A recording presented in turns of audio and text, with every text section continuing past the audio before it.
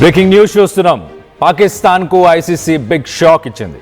ICC నుంచి పాకిస్తాన్ని వైదొలగిస్తూ ఇటు స్టేట్మెంట్ ఇస్తుంది. T20 వరల్డ్ కప్ బాయ్కాట్ చేస్తే కఠిన చర్యలు తప్పవంటూ వార్నింగ్ ఇస్తుంది పాకిస్తాన్ పీసీబీ బోర్డుకి. పాకిస్తాన్ క్రికెట్ బోర్డు పాకిస్తాన్తో ఏ దేశం క్రికెట్ ఆడకుండా ఆదేశాలు ఇస్తామంటూ ఇటు ఐసీసీ సెన్సేషనల్ కామెంట్స్ అయితే చేసుకొచ్చింది. ఇటు పాకిస్తాన్ సూపర్ లీగ్ ఆడే విదేశీ ఆటగాళ్ళు ఫారెన్ ప్లేయర్స్ అందరికీ కూడా నో అబ్జెక్షన్ సర్టిఫికెట్ని తిరస్కరిస్తామంటూ హెచ్చరికలను జారీ చేస్తుంది. అలాగే ఏషియా కప్ నుంచి పాకిస్తాన్ను వైదొలిగించే ఆలోచనలో ఐసీసీ ఉన్నట్టు తెలుస్తుంది. ఇటు Pakistan cricket board chief Mohsin Naqvi కామెంట్స్పై ఐసీసీ ఆగ్రహాన్ని వ్యక్తపరిచింది. ఇటు బంగ్లాదేశ్కి ఐసీసీ అన్యాయం చేసిందన్న కామెంట్స్పై సీరియస్ అయింది. ఇటు ఐసీసీ చాలా సీరియస్గా తీసుకుంది. పబ్లిక్గా ఇటు పీసీబీ పాకిస్తాన్ క్రికెట్ బోర్డ్ చేస్తున్న కామెంట్స్ని ఐసీసీ చాలా సీరియస్గా తీసుకుంది.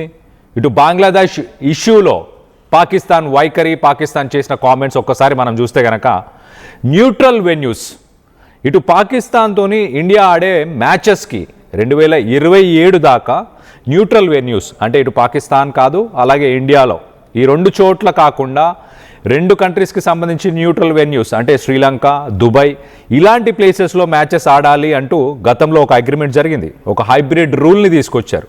అది 2027 దాకా. సో 2027 దాకా ఇటు పాకిస్తాన్ ఇండియాకి సంబంధించిన మ్యాచెస్ని న్యూట్రల్ వెన్యూస్లో ఆడగలిగినప్పుడు బంగ్లాదేశ్ రిక్వెస్ట్ని ఎందుకు యాక్సెప్ట్ చేయట్లేదు? బంగ్లాదేశ్తో కూడా ఇండియాకి సంబంధించిన మ్యాచెస్ న్యూట్రల్ వెన్యూస్లో ఇటు శ్రీలంకలో ఆడొచ్చు కదా. శ్రీలంకలో కుదరకపోతే మీరు పాకిస్తాన్లో కూడా ఆ మ్యాచ్ల్ని ఆడించవచ్చు కదా అంటూ ఇటు Pakistan cricket board sensational comments చేసింది. సో మొత్తానికైతే ఐసీసీ ఇవన్నీ చాలా సీరియస్గా తీసుకుంది. ఎందుకంటారా? ఐసీసీ టోర్నమెంట్కి ఇంకా కొన్ని రోజులే ఉన్న సమయంలో ఇప్పుడు ఇలాంటి రిక్వెస్ట్లని బంగ్లాదేశ్ ముందుకు తీసుకురావడం, దాన్ని పాకిస్తాన్ సమర్థించడం, ఇదంతా అసలు టోర్నమెంట్ శాంక్టిటీనే ఇది నిర్వీర్యం చేసే కార్యం అంటూ మొత్తానికైతే ఐసీసీ చాలా సీరియస్ అయింది. పాకిస్తాన్ని ఇటు T20 వరల్డ్ కప్ నుంచి పూర్తిగా తొలగించేద్దామా, ఎట్ ద సేమ్ టైం ఇటు ఏషియా కప్ నుంచి కూడా తొలగించేసడం, అలాగే ఇటు ఇండియాలో ఐపీఎల్ ఎలా జరుగుతుందో పాకిస్తాన్లో కూడా అలాంటి ఒక ఐపీఎల్ ఉంది. దాంట్లో ఫారెన్ ప్లేయర్స్ ఎవరైతే ఆడబోతున్నారో వాళ్ళందరికీ కూడా నో అబ్జెక్షన్ సర్టిఫికేట్ ఇవ్వదలుచుకోలేదు ఐసీసీ. సో ఐసీసీ అయితే చాలా సీరియస్గా చాలా స్ట్రాంగ్గా పాకిస్తాన్ క్రికెట్ బోర్డు, అందులో cricket board chief Mohsin Naqvi చేసిన ఈ కామెంట్స్ని చాలా సీరియస్గా తీసుకుంది. ఎందుకంటే ఇది ఫార్మల్గా ఒక లెటర్ రాసో ఒక మెయిలో ఒక రిక్వెస్టో ఐసీసీకి చేసింది కాదు. పబ్లిక్గా పాకిస్తాన్ క్రికెట్ బోర్డు చేసిన ఈ కామెంట్స్కి ఐసీసీ చాలా సీరియస్గా తీసుకుంది. మొత్తానికైతే ఇటు బంగ్లాదేశ్కు ఐసీసీ అన్యాయం చేసిందంటూ ఇటు పాకిస్తాన్ చేసిన కామెంట్స్, మిగతా కామెంట్స్ అన్నిటిని కన్సిడర్ చేస్తూ ఇటు ఐసీసీ మాత్రం పాకిస్తాన్ క్రికెట్ బోర్డుని మరి దానికి రావాల్సిన ఫండ్స్ కూడా ఉంటాయి. ఐసీసీ నుంచి ప్రతి సంవత్సరం ప్రతి క్రికెట్ బోర్డుకి కొంత ఫండ్స్ని కూడా అలొకేట్ చేస్తారు. ఆ ఫండ్స్ ఇవ్వరు. అలాగే T20 వరల్డ్ కప్లో $500,000 ఇటు ఏ క్రికెట్ బోర్డు పార్టిసిపేట్ చేయాలన్నా $500,000 అంటే దాదాపు $5 లక్షల దాంట్లో ఇన్వెస్ట్ చేస్తుంటారు.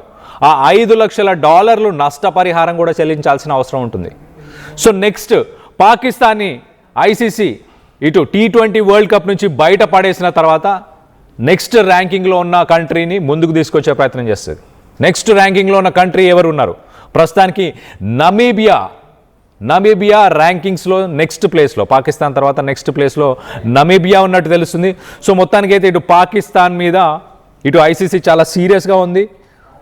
$5 లక్షల ఫైన్ వేస్తుంది. At the same time ICC నుంచి రావాల్సిన ఫండింగ్స్ని కట్ చేస్తుంది. అలాగే ఏషియా కప్లో కూడా పాకిస్తాన్ని ఏషియా కప్ నుంచి కూడా తీసేస్తుంది. ఎట్ ద సేమ్ టైం పాకిస్తాన్లో జరిగే ఐపీఎల్ లాంటి ఒక టోర్నమెంట్కి ఫారెన్ ప్లేయర్స్ ఎవరు వెళ్ళి ఆడకుండా ఉండేలా చూసుకుంటాను, వాళ్ళకి ఎవరికి పర్మిషన్స్ ఇవ్వనంటూ ఇటు ఐసీసీ సెన్సేషనల్ కామెంట్స్. బంగ్లాదేశ్ వైఖరిని సమర్థించిన పాకిస్తాన్కి కూడా ఐసీసీ కరెక్ట్గా బుద్ధి చెప్పే పని చేస్తున్నట్టు చాలా క్లియర్గా అర్థమవుతుంది. ఇటు బంగ్లాదేశ్కి వాళ్ళ ప్లేయర్స్కి ఇండియాలో థ్రెట్ ఉందంట. బంగ్లాదేశ్కి సంబంధించిన ప్లేయర్స్ ఇండియాలో ఆడలేని సిచ్యువేషను, థ్రెట్ ఉంది కాబట్టి న్యూట్రల్ వెన్యూని మీరు ఒకటి ఫిక్స్ చేయండి. అంటే ఓన్లీ ఇండియా బంగ్లాదేశ్ ఆడే మ్యాచెస్కి వీళ్ళకి ఇంకొక కంట్రీలో ఇంకొక దేశంలో వీళ్ళకి ఆ మ్యాచెస్ని అకామిడేట్ చేయాలంట, అది కూడా ఈ లాస్ట్ మినిట్లో చేయాలని ఇటు బంగ్లాదేశ్ డిమాండ్ చేయడం, దాన్ని పాకిస్తాన్ సమర్థించడం ఎంత హాస్యాస్పదంగా ఉంది. అసలు T20 వరల్డ్ కప్కి ఉన్న శాంక్టిటీ, దానికి ఉన్న ఒక వర్షిప్, దానికి ఉన్న ఒక వ్యూవర్షిప్, దానికి ఉన్న ఒక ఫాలోయింగ్, ఇవన్నీ కూడా వీటన్నిటినీ కూడా వీళ్ళు అసలు సీరియస్గా తీసుకోవట్లేదు అని చెప్పేసి మొత్తానికైతే ఐసీసీ మాత్రం చాలా సీరియస్గా తీసుకుంది ఈ ఇష్యూని. మొత్తానికైతే పాకిస్తాన్ క్రికెట్ బోర్డుకి బుద్ధి చెప్పే ప్రయత్నం చేస్తుంది. పాకిస్తాన్ టీంని రానున్న మ్యాచెస్లో మరి బాయ్కాట్ చేయబోతుందా? దీనికి సంబంధించి లేటెస్ట్ అప్డేట్ తీసుకునే ప్రయత్నం చేస్తాను. సో ఒక్కసారి మనం చూస్తే ఇటు పాకిస్తాన్ టీం మీద 2027 దాకా న్యూట్రల్ వెన్యూస్ ఏదైతే ఉందో, ఫస్ట్గా న్యూట్రల్ వెన్యూస్ని కూడా క్యాన్సిల్ చేయబోతున్నారు. ఏషియా కప్ నుంచి కూడా పాకిస్తాన్ని బాయ్కాట్ చేయబోతున్నారు. ఎట్ ద సేమ్ టైం బోర్డుకు రావాల్సిన డబ్బులన్నింటినీ కూడా పాకిస్తాన్ క్రికెట్ బోర్డుకు రావాల్సిన డబ్బులన్నింటినీ కూడా, అంటే ఫండింగ్, ఇంటర్నేషనల్ ఐసీసీ నుంచి రావాల్సిన ఫండింగ్ని కూడా నిలిపేస్తున్నారు. ఎట్ ద సేమ్ టైం ఒక ఫైన్ని కూడా వేయబోతున్నారు. $5 లక్షల ఫైన్. టీ20 వరల్డ్ కప్లో లాస్ట్ మినిట్ దాకా వాళ్ళు చేసుకున్న అరేంజ్మెంట్స్, వాళ్ళు చేసుకున్న ప్రోటోకాల్ ప్రకారం, ICC procedure and rules and regulations ప్రకారం ఇటు పాకిస్తాన్ క్రికెట్ బోర్డు లాస్ట్ మినిట్లో బ్యాక్ ఆఫ్ అవుతున్నందుకు గాను ఇటు పాకిస్తాన్ క్రికెట్ బోర్డు ఫైన్ కూడా పే చేయాల్సి ఉంటుంది. మొత్తానికైతే ఇటు బంగ్లాదేశ్కి తిక్క కుదరబోతుంది, అలాగే ఎట్ ద సేమ్ టైం పాకిస్తాన్కు కూడా తిక్క కుదిరే సమయం దగ్గరకు వచ్చినట్టు చాలా క్లియర్గా అర్థమవుతుంది. దీనికి సంబంధించి మీరేమనుకుంటున్నారు? పాకిస్తాన్ లాంటి టీము, అలాగే బంగ్లాదేశ్ లాంటి టీమ్స్ని, ఎస్పెషలీ మొహసిన్ నఖ్వీ మనందరికీ తెలిసిందే, గతంలో ఇండియన్ టీంకి కప్పు ఇవ్వడానికి కూడా నిరాకరించి కప్పును కూడా తీసుకెళ్ళిపోయాడు అలాంటి వ్యక్తి. సో మొత్తానికైతే దీనికి సంబంధించి మీరేమనుకుంటున్నారు? మీ అభిప్రాయాలను కింద కామెంట్ రూపంలో తెలియపరచండి. ఒక్కసారి ఆ స్టేట్మెంట్ కూడా వినే ప్రయత్నం చేద్దాం. ఒక్కసారి ఐసీసీకి సంబంధించిన ఈ స్టేట్మెంట్స్ని కూడా. मेरा ख्याल है बांग्लादेश के साथ ज्यादती हुई है और मैंने आईसीसी की बोर्ड की मीटिंग में भी यही कहा था, आप डबल स्टैंडर्ड्स नहीं कर सकते हैं कि एक मुल्क के लिए आप कहें कि जी जो मर्जी जब मर्जी फैसला कर ले और दूसरे मुल्क के लिए टोटली ऑपोजिट फैसला करें।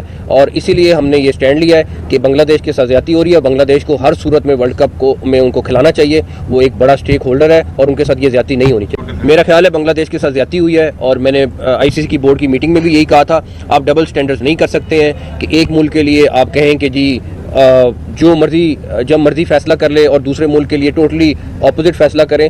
और इसीलिए हमने ये स्टैंड लिया है कि बांग्लादेश के साथ ज्यादती हो रही है, बांग्लादेश को हर सूरत में